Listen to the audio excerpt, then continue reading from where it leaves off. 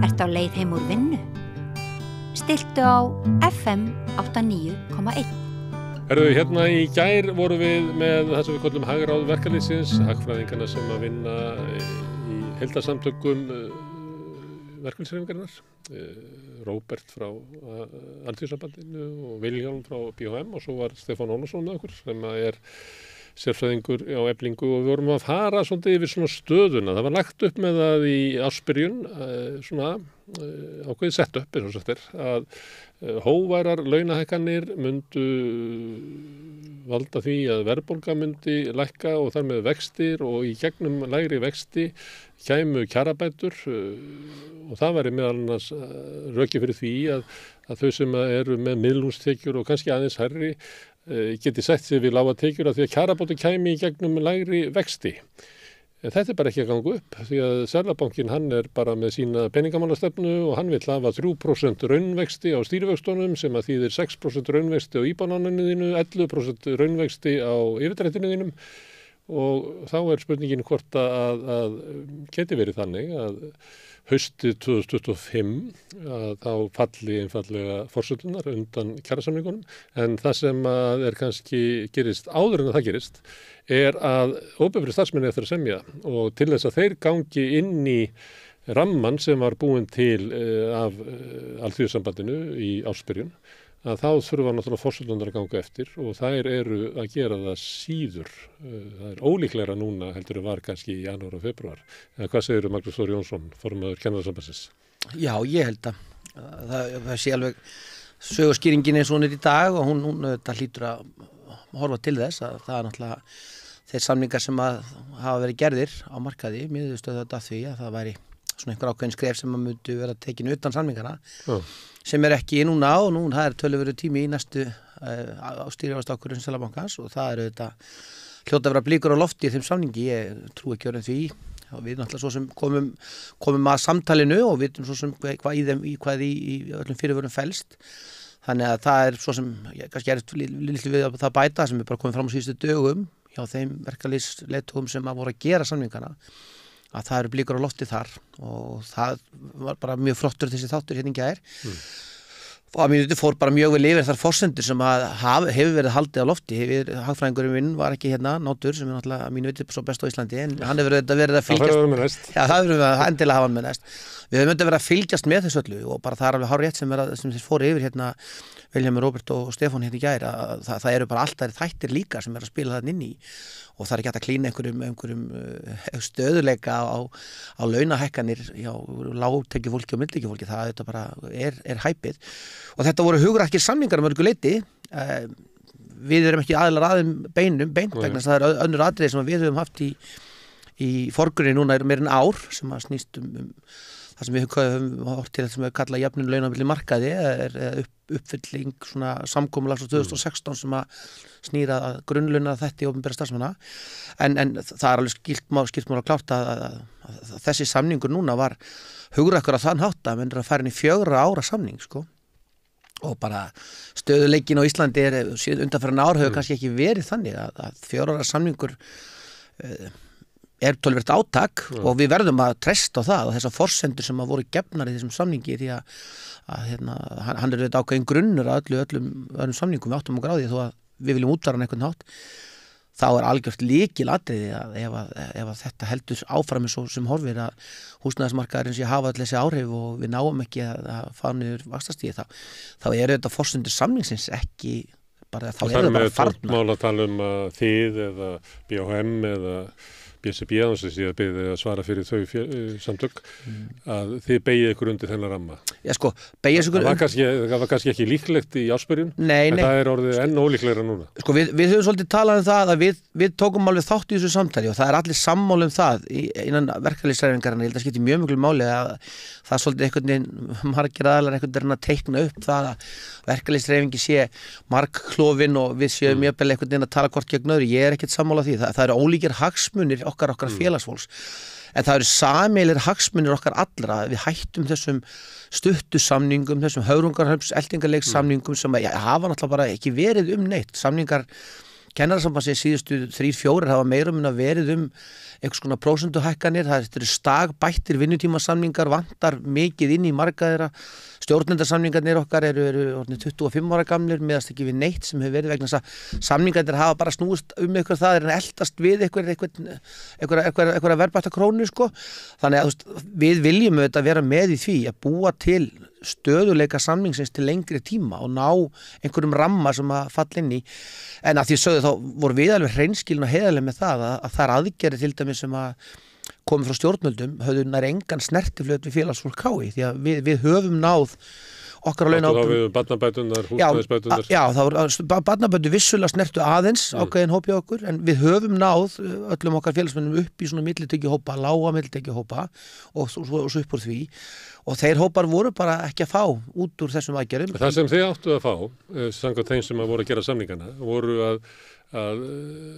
hófstilltar launahækkanir myndu draga úr verðbólgu sem að myndi leiða til þess að vexti myndu lækka hér hægt og örugglega, og þeir sem eru með millitekjur og þar fyrir ofan að þeir skulda meira og þar lendi verður kjarabótin enn meiri hjá þeim í gegnum lækkun vaxta. Algjörlega. Það er bara ekki á leiðinni. Nei, og það er kannski akkurat málið, og þess vegna höfum við alltaf sagt að það var einhverju svona,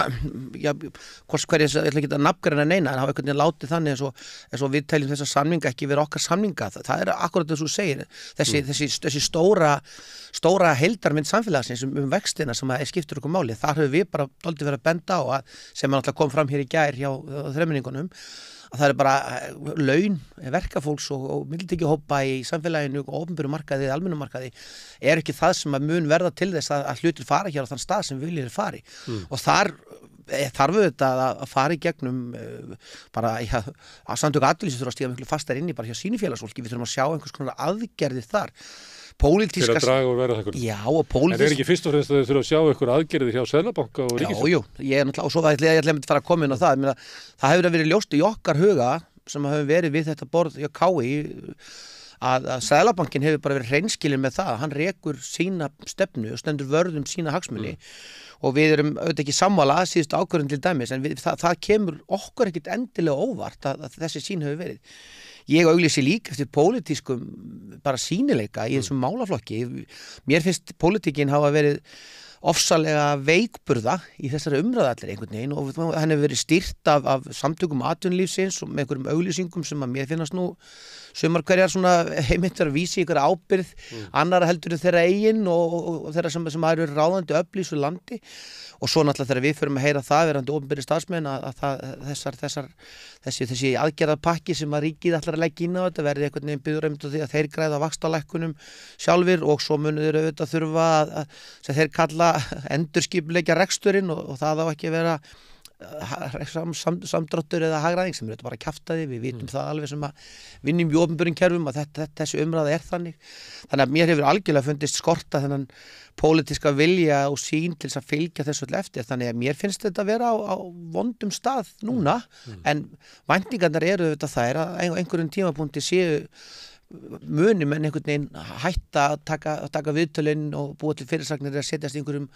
málþingum og gera eitthvað, því það er auðvitað bara það er rosalegt kjaftsögg fyrir bara íslenska verkalýðshreyfingu ef það verður eins og þú lýstir hérna áðan að haustið 2025 verður þessi sögulegi 4 ára samningu sem menn töluðum slegin út á borðinu, og þá erum við ekki byrjar að tala um okkur. Þá verður við líklega búin að eiga í einhverjum átökum við opinbera starfsmenn hérna í einhverja mánuði áður en að því kemur. Já, ég von ekki, en sko við hjá Kennarasambandinu höfum náttúrulega verið bara frekar skýr í okkar málflutningi og höfum vissulega svolítið skilað sér áliti svona síðustu mánuðina, því að við teljum bara þann tíma vera komin sem var settur á 2016 þegar það var gerður samningu sem að snýra alltaf fyrst og fremst að því að jafna lífeyrisréttindi á opinberum og almennum markaði, sem hafði það að verkum líka að opinberi starfsmenn, allavega hlutið þeirra, gaf eftir ríkisábyrgð á sínum lífeyrisréttindum, sem hefur til dæmis núna þýtt það að við hjá allir vorum að lækka, við vorum bara að lækka lífeyri hjá fólki og skerða þann rétt sem þar var. Þannig við teljum að svo aðgerð sem var sett í gang 2016 sem miðaði að þrennu, hún miðaði því að jafna lífeyrisréttin og taka þessa ríkisábyrgð af, og þá leið átti að taka grunnlaun opinbera markaðarins nær almenna markaðnum, því þar voru vísbendingar að það væri tölur munur þar á, og það hefur verið vinna í síðustu árin, reyndar lengi vel var nú svolítið verið að kasta sandi í þau tannhjól sem að komu frá, kannski helst frá ríkinu, að svona vilja lítið leggja sér fram við það að greina þennan mun. Það fór í gang vinna 2022 sem að tók mikið á og við byggum nú svo líka við saman í borgartóninu þessir aðilar, launagreiðendur og launafólk á opinberum markaði í einhverja 3 mánuði og töldum okkur vera að leggja af stað inn í svona einhvern veruleika til þess að jafna þennan þátt, en því miður þá skilaði það bara einu áfangasamkomulagi sem að við töldum ná mjög skammt og búum við þann veruleika að vera það sem við kalla einnkeipisstétt sem að er þá stétt sem ekki á sér neitt samanburðarhóp á almennum markaðnum og þetta er ekkit ný saga. Ég var fyrir nokkrum mánuðum hjá þér, ég tala sjónvarpsþátt sem snerist kennaraverkfalli 95 og horfði nú á hann aftur núna í páskafríinu og þó kannski þáttur Ólafs Ragnars og Þjóðarsáttarinn hafi kannski verið aðeins gildur og mikið í mínum huga. Eins og gjarna gerist þegar hann að segja sögu sjálfur. Akkúrat, þegar hann var að segja sína sögu sjálfur, að þá hringdu þar bara bjöllur sem við höfum rætt hjá kennarasambandinu og þar eru við á þeim tíma að reyna að jafna laun bara innan kennarastéttarinnar milli þessar 2 kennarafélaga sem voru þá til við almenna markaðan og þar eru við að tala það að kennarar sé að fara í betur launum störf með sína menntun heldur en í kennslu og þannig er bara staðan ennþá, við erum ennþá að sjá þennan samanburð milli okkar grunnlauna og okkar hópum, þó við séum komin upp í millitekjuhópana með okkar lægstu laun og þá er það bara þannig að við erum ennþá að sjá ungt fólk sem að klára þessa menntun fara annað vegna þess að þau eru að fá betur borga sem sölumenn í tryggingum eða vinna í bönkum eða er að vinna í ferðaþjónustu fyrirtækjum eða jafnvel út á flugvelli. Mjög skýrt dæmi í COVID þegar við fengum töluvert af fólki sem var að fara í ferðaþjónustuna inn tímabundi leið og flugvöldurinn opnaði fyrir fólk og flugvélarnar hleyptu fólki inn í vinnu, þá misstu við hann hóp út aftur. Þannig að það eru mjög skýr merki að við erum ekki ennþá komin á þennan stað, það er komin ákveðin skortstað upp í okkar hópum sem að við teljum að verða bregðast við með þeim hætti að klára þetta verkefni. Þannig að við kannski frá áramótum má segja það, 15. janúar þá var svona lokadagur í þessu sameiginlega verkefni okkar þetta jöfnunar launaverkefni sem við kalla 7. greinar vinna og frá þeim tíma þá höfum við svona verið bara út á kanti í öllum samtölum og erum í raun ekkert komin að borðinu ennþá þrátt fyrir að til dæmis samningar við kennara opinberja hjá ríkinu í framhaldsskólanum hafi runnið út 31. mars þá er það þannig. Það er engar viðræður? Nei, við höfum verið hreinskilin, við viljum að þessir hluti vera rættir og þeir eru ekki ennþá komnir upp á borð. Það er eitt sem að ég áverðist með að skilja í þessu máli, er að okkur hefur verið sagt að baráttu verðbólguna séu megin verkefni stjórnvalda og svo vitum við það að stuttu fyrir áramót að þá verður til svona einhver samstaða milli ASÍ og SA og því fylgist eitthvað með svona einhverja leið og stjórnvöld taka eiginlega upp þessa stefnu að svo stefna sem þarna var mótuð er jafnframt stefna stjórnvalda og það hefur komið fram að Katrín Jakobsdóttir var svolítið lykilmanneskja í ríkisstjórninni. Nú er hún farin frá borði og þá virkar þetta þannig einhvern veginn eins og að þetta sé mál sem enginn á í ríkisstjórninni. Það er enginn til þess að fylgja því eftir því að til þess að láta þetta ganga upp þá svona hugmyndir sem voru lagðar til grundvallar þessum samningum það að ná niður verðbólgunni og að vextir myndu lækka og síðan þá hefur kannski orðið enn augljósara að ef að vextir eiga að lækka þá þarf að gera eitthvað stór átak í húsnæðismálum umfram það sem að samið var en það er eins og frá stjórnvöldum að þá sé enginn sem eigi þetta mál. Það er enginn sem að tryggja því að verði eitthvað lendingarna. Það er enginn til þess að tryggja það að samninga við ykkur hefji sem fyrst svo að við missum ykkur ekki eitthvað í fráborðinu. Það er eins og sé bara ekkert fórusturleiðis í ríkisstjórninni gagnvart þessum málum. Hún hefur bara áhuga okkur með öðrum málum, innflytjendamálum, orkumálum. Já, það er eiginlega búið upp á flest annað heldur þetta. Eins og ég saði hérna, ég kalla alveg klárlega eftir því, við sjáum sterkari pólitíska sýn í því sem við erum að ræða hérna. Þetta eru stóru atriði og við getum ekkert skrifað þau í þessu samfélagi á, svo mér fækst að tök allir svolítið sett svona í bílstjórasætið og menn settust í eitthvað farþegasæti. Ég er alveg sammála því að hafa það alveg að hreinu að til dæmis voru bæði Sigurður Ingi og Bjarni voru virkir á þeim fundum sem að þetta mál snerist en þetta var verkstjórn Katrínar mjög sýnileg og hún hefur var mjög sýnilegu verkstjóri þessar ríkisstjórnar á vettvangi þjóðhagsráðs og á öðrum þeim vettvöngum sem að við erum að vinna varðandi launamál, til dæmis þetta verkefni jöfnun launa og virðismatskerfið sem að ríkið hefur horfað til, þá greindi maður mjög sterkan pólitískan áhuga og vilja Katrínar til þess að fara lengra með málið og það er bara gott hjá þér og það má alveg bara lyfta því upp að það er þetta bara við auglýsum eftir þá þeirri sýn sem að verður þegar hún stígur frá. Auðvitað tiltölulega nýskel og það er auðvitað þannig að það er rosalega mikil óvissa á í kjarasamningum. Ég til dæmis veit ekki ennþá hvar vinir mínir með BSB standa og það er komnir að vera konið 2 mánuðir svo því samningar runnu út hjá þeim opinberum markaði. Við sem erum að kennara sambandsmegin hjá sveitafélögunum erum að renna út núna 31. maí. En það er rétt svo segir það. Sumt af því að komið til í sáttasemjara og þá get ég til þess ekki rætt við það fólk. Það er bundið trúnað. Nei, nákvæmlega. Og það verður bara, og þetta eru stóru mikil verkefni og ég meina nú er nýr sáttasemjari sem hefur verið að setja sitt verklag inn í þetta sem að þetta bara hefur líka áhrif. Að það er rosa margt í gangi sem að kallar á sterkari sýn. Það er bara þannig sem það er. Ekki það, auðvitað viljum við bara geta leyst öll mál án aðkomu ríkisvaldsins. Ég hef alltaf sagt það að það er ekkert að vísa hann að róa. Þú ert náttúrulega að semja bara við ríkisstjórn. Já, algjörlega, ég er að semja við ríkisstjórn. Það eru 15% okkar félagsmann sem semja beint við þau og það er kannski það sem við höfum líka kannski sagt og við sem hérna í myndin á og þjóðarsáttina það sem var bara beinlínis ríkið braut kjarasamning okkar, það var bara stjórnarskrárbundinn réttur sem kennarasambandið að HÍK bjóð við þá. Þannig að við viljum auðvitað hafa ríkisafskiptin sem minnst en að þessi sýn ríkisins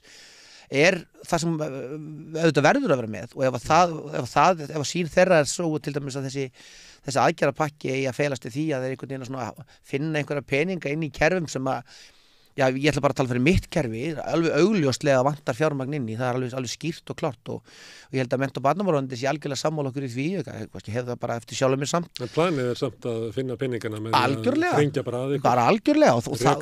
og við vorum algjörlega skýr með það í þeim samtölum sem við áttum við þetta borð, að við teldum það væri allavega skýrt og klárt í okkar huga að það væri löngu farið allt það fitulag eða eitthvað sem menn telja sig geta séð sem einhverja matarhólur inn í skólakerfunum okkar. Ég held að það sem þetta sama heilbrigðiskerfinu eða vegakerfinu eða hvað það er. Að við erum komið með einhver svona möndru að það vera einhver opinber fjármál sem komin á einhvern stað. Þeir bentu náttúrulega mjög vel á það í gær og svo er bara alls ekki. Það er bara ekkert í gangi hér. Einhvern spreðir í ríkisfjármálum. Og við sem erum að skipta með 85% mína félagsmanna sem eru sveitafélögin sem hafa náttúrulega ekki verið að ofsetja fjármagn inn í okkar kerfi. Það er alveg ljóst mál að við höfum alveg algjörlega skýr frá það eiginlega frá til dæmis flutningi í grunnskólans yfir til sveitafélagana. Það er ekki full fjármagnað. Leikskólinn er ennþá á þeim stað að menn er ekki að fylgja lögum og reglugerðum sem að snúa til dæmis vinnurými fólks. Það er verið að reyna að tróða börnum inn í kerfi sem er sprungið. Þannig að við höfum alltaf sagt það að einhverja leiðir sem að finna pening með því að fara að skerða kerfið, það gagnast ekki neitt sko. En grundvöllurinn í okkar samtali núna er bara sá að við teljum bara ákveðnir áfangar hafa náðst. Við höfum náð ákveðnum árangri innan okkar kjarasamninga en okkar samningar bara eru gerin eldir. Við búum við minnsta launaskriðið. KÍ bara það stéttarfélag sem hefur heilt yfir verið með minnsta launaskriðið á síðustu árum og það ræðst að því að við erum ekki með neitt það sem er kallað ytra launaskrið. Við erum bara á taxtalaunum og það launaskrið sem verður milli samninga umfram prósenturnar sem líkið með okkur snúa til af innri þáttum þar sem fólk er að fá verðlaunaða starfsreynslu eða menntun. Þannig að við erum núna til lengri tíma búin að vera að reka lestina þegar kemur að því að verðbættum launum og til dæmis skólastjórnir okkar sem eru náttúrulega líka 15% og 10-15% okkar félagsmanna eru bara jafnvel að sjá fram á það að launin þeirra standist ekki verðbætur á síðustu árum. Þannig við erum bara á þessum stað og verðum að gera samning sem að talar inn í þennan raunveruleika og þar er það bara mjög skýrt og var samþykkt af öllum aðilum þannig að þessari vinnu fyrir að hóparnir að kennarasambandinu byggi við þessa stöðu og í þessu samkomlega 2016 þá er mjög skýrt að kveðið á það ber að leiðrétta. Það voru 2 maímenn sem skrifuðu undir þann samning 2016 frá ríkisins sem heita Sigurður Ingi og Bjarni Ben. Fín mynd til að þeim að skrifa undir þann samning og núna eru þeir í þessum stöðum sem þeir eru. Og við höfum sagt það að við erum algjörlega inn á því að vilja haldi þennan 4 ára ramma sem að menn eru að horfa til og þú ert alveg tilbúin að skrifa upp eins og þú sagðir því að okkar fólk vill fá launahækkanir einhverju leit út úr vaxtalækkunum en það bara, menn skulda okkur þetta loforð, við teljum okkur ekki geta gengið í gegnum 4 tímabil sem við skulum átt okkur á inniber þingkosningar og sveitarstjórnarkosningar sem eru þetta bara hlutir sem að fyrir okkur opinbert starfsfólk skiptir mjög miklu máli. Það þarf að vera þannig að við getum verið með eitthvað í höndunum sem að stendur af sér ríkisstjórnarskipti eða breytingar í stórum sveitarstjórnum sem að hefur áhrif á okkar vinnu. Við greinum það þetta bara í kosningum við sem búum við það að vera með kjörið fólk fyrir ofan okkur að alþingiskosningar eða sveitarstjórnarkosningar geta haft mikil áhrif inn í alls konar þætti í okkar starfi þannig að það er með kjarasamning sem að gengur yfir þessa hluti þá verður við við getum ekki alltaf verið að býða til næsta forsætisráðherra, næsta borgarstjóra að bæjarstjóra Akureyrar hvað það er. Við verum bara vera með hlutina fyrir okkar fólk að reyna. En ef við horfum á forsætuna þá hefur það gerst eiginlega frá ársbyrjun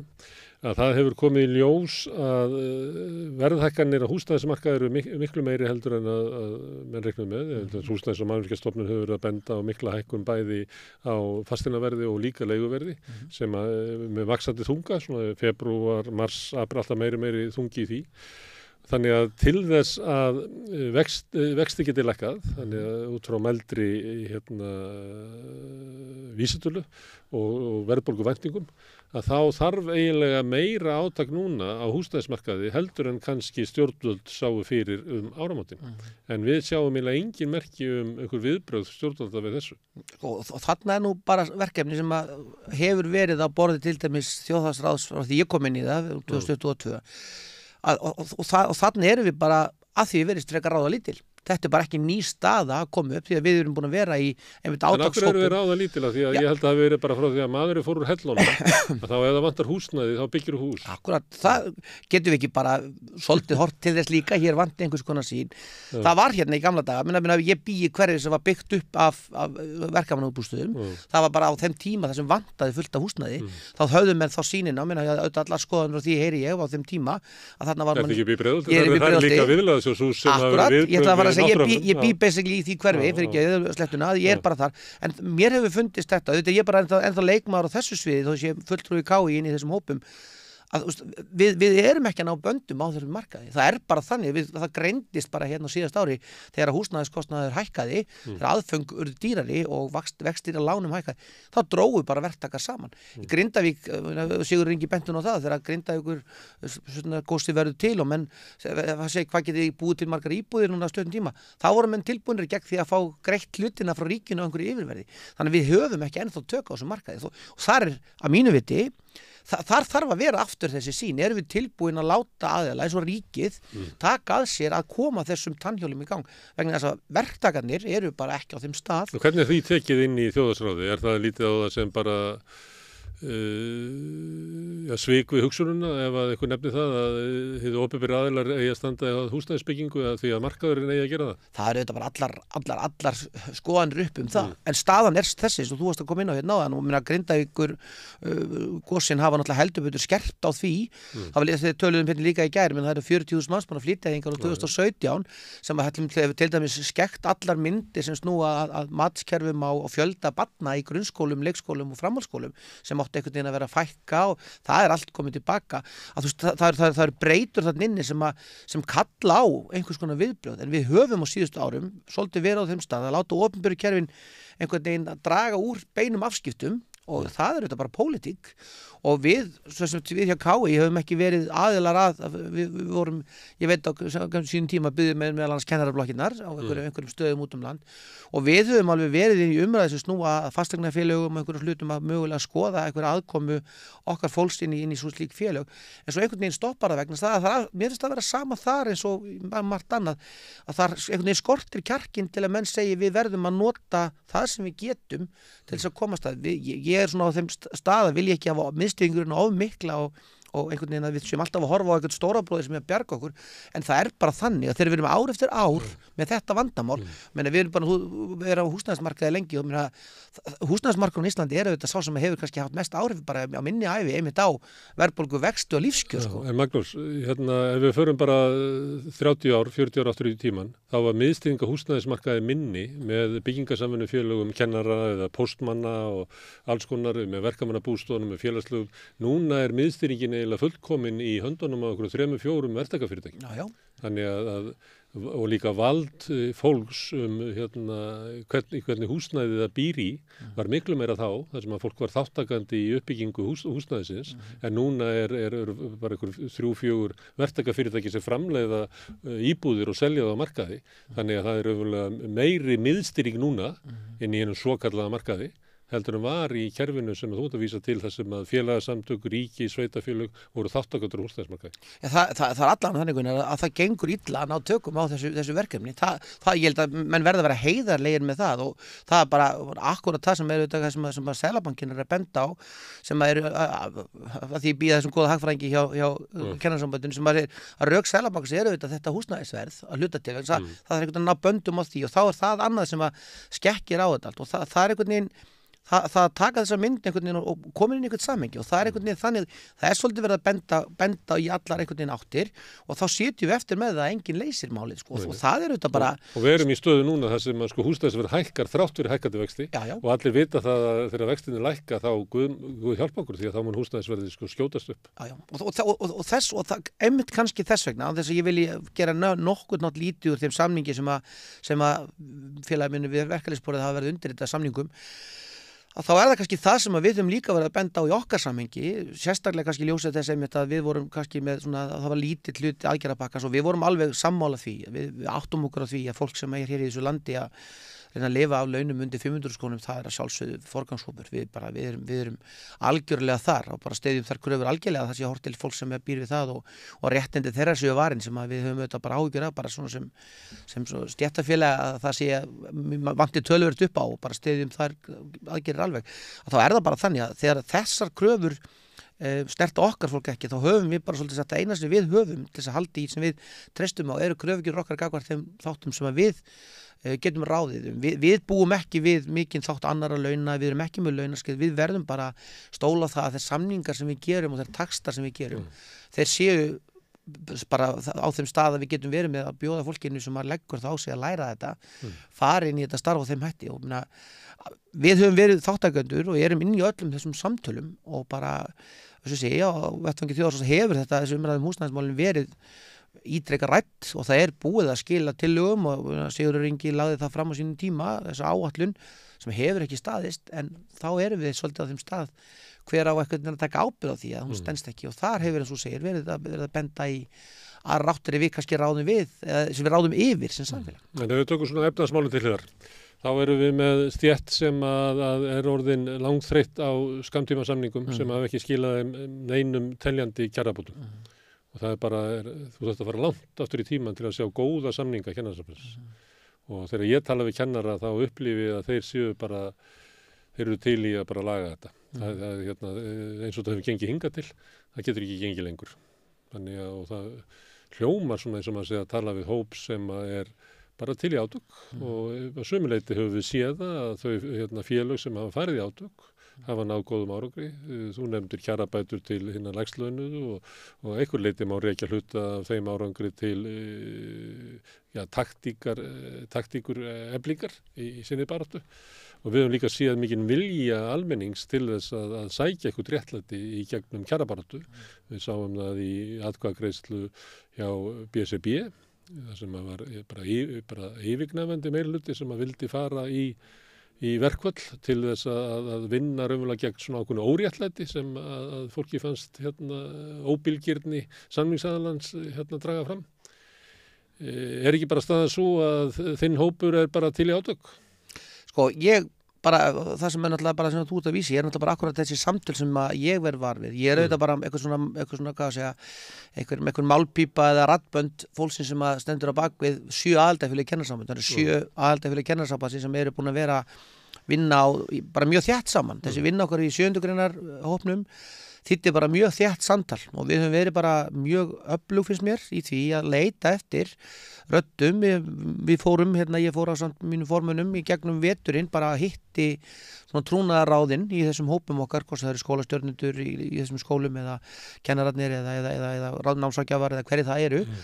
að þar hefur röddin bara nákvæmlega verið þú sem þú ert að segja við þessi kröfugerð sem við erum að segja hérna núna sem byggir á þessu 2016 samkomulagi hún ekki tekin úr sko loftinu 2016 samkomulagið erfitt og það skerðir nú þegar farið að skerða ákveðna þetta í okkar lífeyri það tekur mikið á en það aftur á móti í kjölfar 15-20 ára samtals sem pabbi minn sem hún kennari líka upp á miðri síðustu öld sko 80, 70, 80 og þaðan frá hefur verið eiga sér stað og nú það bara þannig að í ljósi þessa samkomulags og annara þáttar sem að þú vísar í það að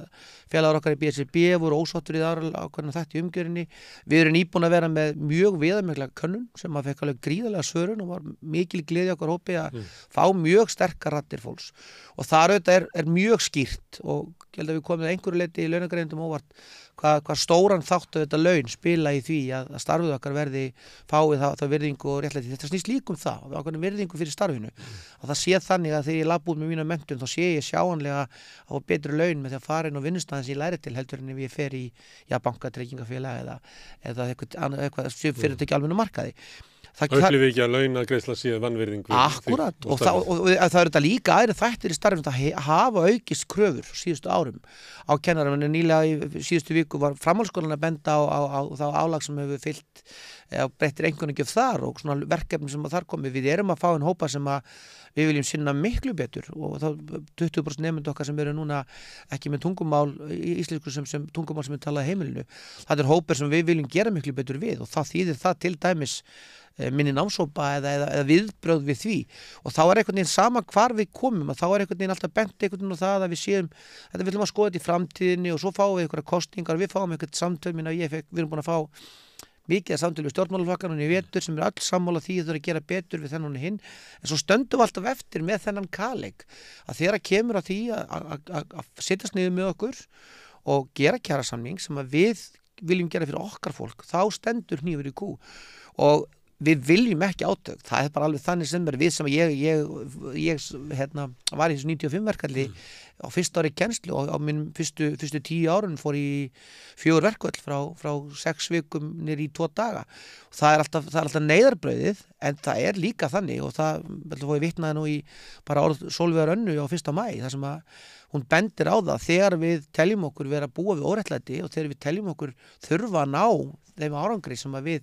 viljum ná þá getum við þurft að berjast fyrir því og það alveg skýrt í okkar fólki og huga okkar fólks og hefur verið nú í gegnum veturinn og við greinum auðvitað þungan eftir því sem að líður á árið þá það bara þannig að þessi samningur sem að verður gerður núna sérstaklega sem við horfum til að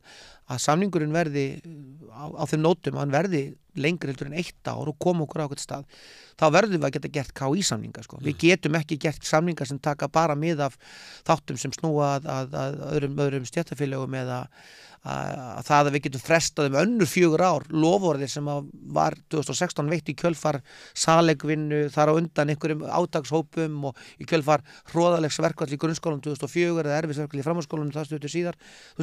einhverjum tímapunkti verður við bara að segja við getum ekki alltaf bara sagt ok, ég ætla að bíða þess við áttum að bíða út af hruninu svo kom COVID, við áttum að bíða út af COVID núna eigum við að bíða vegna þess að það einhverjar aðstæður á húsnæðismarkaði við kaupum það að þetta sé en við séum alltaf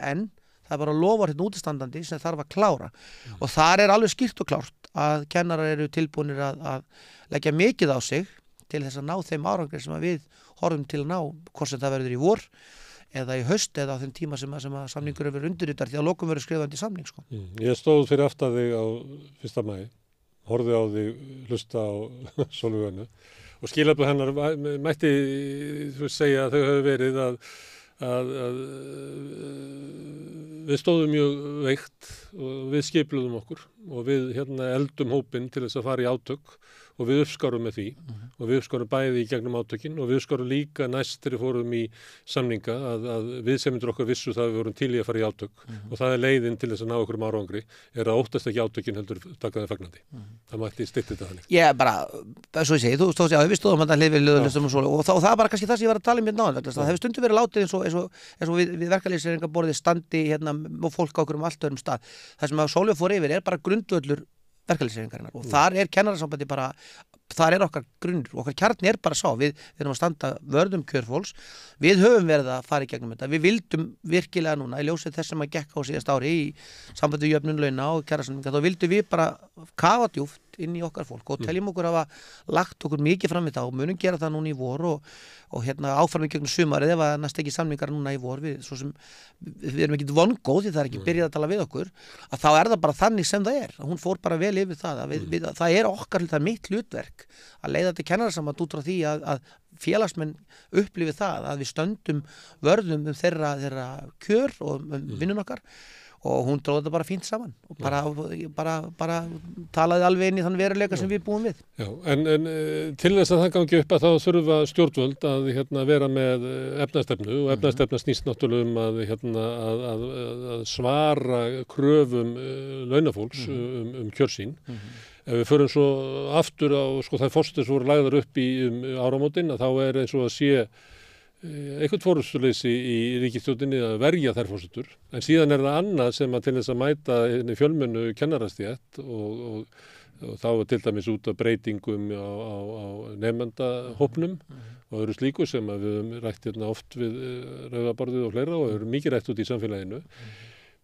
Ef við sjáum ekki alveg svona alvöruna í hinu, sérð þú alvöruna að stjórnvöld horfist í augu við þær breytingar sem hafa orðið í grunnskólanum á undanförnu og átti sig á því hvað þarf til þess að verja og efla og styrkja grunnskólan? Eða eru við kannski með stjórnvöld sem ætla bara að gera eins lítið og mögulegt og við sjáum fram á bara mögulega áframhaldandi hrörnum grunnskólana og flótta út úr kennarastarfinu? Ég hef bara mjög miklar áhyggjur af því að rödd pólitíkurinn sé á svolítið skreitum stað. Ég hef alveg hlustað á til dæmis þessu umræðu það að launagreiðendur og opinberum markaði ekki leiða hlaupið og þá erum við alltaf að stoppa það af að átta sig á því að allavega í okkar hópi á kennarasambandinu þá erum við að búa við þennan ójöfnuð og það ekkit réttlæti að segja það að almenni markaðurinn þurfa að ráða laununum þegar almenni markaðurinn betur launaður í grunnlaunasetningu heldur en kennarar þá það bara hólur hljómur og við erum bara hlustum ekkit endilega ásólis umræðu að menn séu bundnir af því og að því þessu búin að koma í eitthvað svona órjóðalegt heit það að fylgja einhverju línu sem að kemur frá samtökum atvinnulífsins þá bara halda áfram að svíkja loforð við kennara. Það auðvitað bara hljómur sem bara verður ekkert hlustað á okkur og við höfum alveg komið því á framfæri að við erum þarna, þetta það sem það að gerast. Varðandi aðra þætti þá það auðvitað bara þannig að við erum einmitt nýbúin að vera með þessa könnun og erum búin að kynna svo sem niðurstöður hennar og ætlum alveg að gera meir úr henni. Það kemur mjög í ljós að kennarar vilja fá betri umgjörð inn í skólastofuna. Framhaldsskólinn hefur náttúrulega verið mjög skýr í því að benda á það að öll námsgagnagerð þar komur bara út gluggan. Það bara þannig að kennurum eiginlega bara gert að búa til námsgögnin sín sjálf. Ég talaði við kennara sem hafa gert það. Já, bara framhaldsskólinn bara komin á þann stað og svo skotið á þá fyrir það að vera með mynda á einhverjum glærum sem þeir eru þó að kenna eitthvað Þannig við erum alveg búin að benda á þætti sem við heyrum einmitt það þegar stjórnmálin svona gefa sér tíma að koma og boða okkur á fundi eða koma til okkar og þá sjáum við fólk kinkandi kolli saman hvort að stjórnarandstaða í borginni eða hvar það hefur verið fyrir síðustu borgarstjórnarkosningar þá vorum við með fólk sem kom reglulega og var alveg sammála alls konar þáttum og hlutum sem þau vildi gera til þess að þau vinni ekki við það þau vinni ekki við að hafa þungar áhyggjur þau vinni ekki við að skilja þig þau vinni við að koma með aðgerðir nákvæmlega Gunnar og það bara hárrétt og það það sem þetta þarf að verða og það bara ef það þarf í þessu samhengi núna þá það þetta hluta þess samtals sem við verðum að eiga við þetta borð við þessa aðila sem við erum að tala við það ekki alltaf hægt að benda bara á samtöku atvinnulífsins og þessu þar ráða þar sé menn komin á einhvern stað sem þýðir það er bara að gera einhvern samning sem að enginn ánægður með. Þú eru bara að kynkja þessu. Já, það ekkert svo leiðist. Það verður ekki og það í þessu felst þetta allt. Það svolítið sérstætt með það að við teljum okkur ennþá að vera á góðum stað með margt í skólakjörun okkar og hefum svo sem fengið ákveðnar vísbendingar það að við séum að berjast og við séum að leggja okkur fram og við séum með fólk sem rosa tilbúið. En það orðið þreytt á þáttum eins og þú ert að benda á. Það eru þættir í umgjörð í allra skólastigana, leikskólans, grunnskólans, tónlistarskólans, framhaldsskólans sem að við teljum að samfélagið verði að fara að horfa til því að ég er svo sannfærður það hafði verið við ólíkar aðstæður í mínu starfi og búið að vera giftur einstaklingi sem búin í framhaldsskóla í 20 ár, að það bara þannig að þegar við setjumst niður með fólki út í samfélaginu, setjumst niður með stjórnmálafólkinu, þá vilja menn að þetta kerfi okkar virki. Það bara þannig, þetta snertiflötur, það 80.000 börn sem eru inni í skólan, þetta snertiflötur 80% samfélagsins, jáfnvel 100% samfélagsins. Við verðum að hafa þessa hluti í lagi og þá verðum við að búa kennurum, starfsumhverfið og getur laun, sem þýðir það að þetta sé kerfið sem virkar og þetta kerfið sem að, þessir Íslendingar sem við þurfum, við erum bara þar, ef við ætlum að lifa sem þjóð, þá við eignast að lítið að börnum, við þurfum að fá til okkar fólk og viljum ekki fá fólk sem hefur enga snertinga við samfélagi, við viljum fá barnafólk, við viljum fá fólk sem kemur að byggja samfélagi okkur upp, þá verðum við að búa þessa umgjörð þannig út að það sé sjómaði og þá það bara grunnskilyrðið að þeir raddir sem eru inn í þessum stofnunum, þar fá að njóta sín og fólki sem leggur á sig að læra þetta, sé ekki að hugsa það að verða tryggingasölumaður eða með virðingu fyrir því starfi, ég ætla ekki að gera lítið neinum öðrum, en það leiti annað heldur nám þeirra að segja til það eru það sem samningarnir okkar núna verða að innibera. Má ég skjóta einu að í lokin. Umræðum skólamál oft rekin áfram að kerfið okkar sé ekki að virka við sem að svíkja börnin og þá oft með því að það hafi orðið þar eitthvað svona stefnubreiting í kennsluháttum að fókusu sé ekki á því sem að skiptir máli, við erum að tapa í PISA-keppninni og öðru slíku. Og þetta oft rekið svona,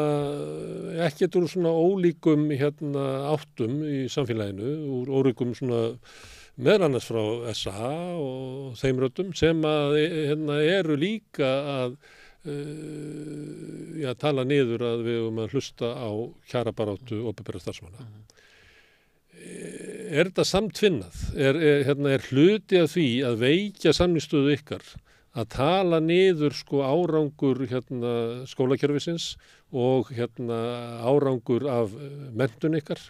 að það þurfi raunverulega að koma einhverjir mælikvarðar utan að til þess að skerpa skólana. Finnst þér þetta blandast saman, að það sé verið að grafa undan trausti almennings á skólakerfinu, meðal annars til þess að halda laununum ykkar niðri?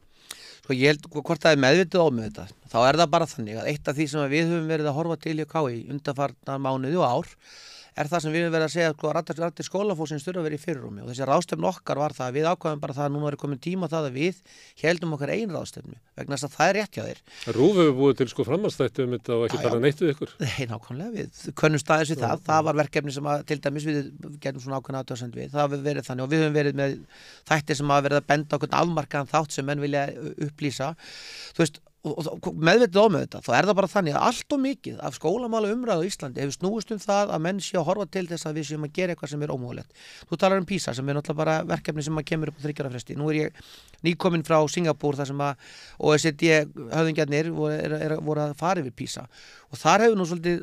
að mínu viti merkileg hluti breyst það að PISA að mæla 9 þætti og þar á meðal þessi akademísku niðurstöður, akademísku sölds það eitt af því. Og nú hafa þeir verið að tala það að í nýju skólakerfi þá kannski þessi akademíska hugsun ekki lengur svo sem að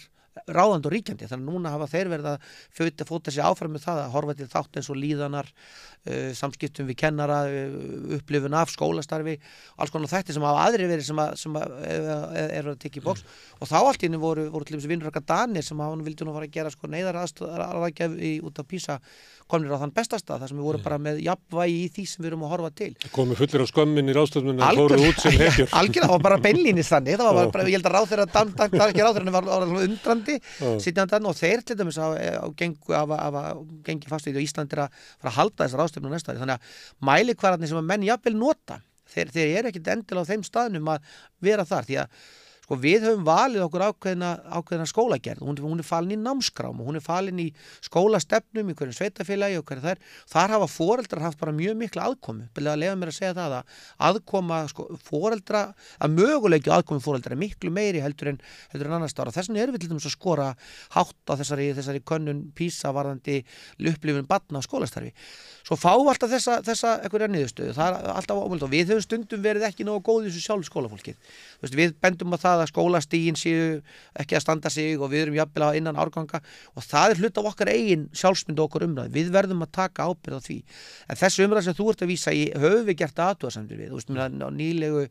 iðnþingi þá var ekkert talað um það að skólastarf miðaðist að því að skila út hérna sem allra fyrst mönnum inn á vinnu eða mönnum og konum inn á vinnumarkaðin. Hún ánægði með forsetan að láta fólk vita því að skólakerfi í dag væri ekki á þeim stað að vera þessi færabandavinna sem að menn hafa kallað eftir. Ég er í sambandi við reyndar ekki skólameistara, þeir eru því miður ekki með okkur í KÍ en við stjórnendur í framhaldsskólum sem að benda okkur á það hvernig gengur að fá atvinnulífið til að taka fólk í sveinsnám, mestaranám, hluti sem eru það sem innpútið alltaf verið að benda á skólana einhvern veginn en menn er ekki tilbúnir að fá til sín ungan mann og setja það tryggingar og þau laun meðan það getur fengið ódýran starfsmann annars þar. Ég er að kröfu að ríkið skaffi sér. Algjörlega, þannig við höfum ágjörð þessar umræð en okkar leiði því bara svo og vonandi tekst okkur nú að standa við það að komast hér við þetta voru oftar að búa til þann flöt sem því að svo það bara þannig að við erum nýbúin að vera með til dæmis fulltrúi OECD sem að fór upp í Breiðholt og kynnti sér starf í Fellaskóla og sagði þar, hér eru þið bara með skóla sem að vinna bara í þeim anda sem við myndum vilja sjá, alla skóla sem taka múti nýbúum eða nýjum einstaklingum inn í samfélag, svona að vinna þetta bara frábært, en við fáum ekki endilega að heyra það, menn við heyrum alls konar þætti Breiðholtið eða skólana þar sem er ekki rétti sko, þannig að við verðum að taka þessu umræðu sem ég er sammálaður að er oft röng, vonandur hún ekki meðvituð því að ég vil ekki trúa því, en hún er samt þannig að við þurfum að bregðast við henni og það er okkar að gera. Ég er reyndar á biðlista hjá skólastjórunum í Fellaskóla að koma hingað og spjallaði mig. Ég býst við að verði bara hérna allra næstu dag. Ég trúi því, það er toppmaður. Herðu, Magnús, takk fyrir að koma hingað, áhugavert að tala við. Og við ætlum að halda hér áfram að skilja samfélagið sem við lifum í, sem er flókið, en skemmtilegt verkefni. Næsti kafli eftir augnablik. 60% eflingarfólks á erfitt með að ná endum saman. Hvernig er hægt að réttlæta það? Efling stéttarfélag. Barátta fyrir betra lífi.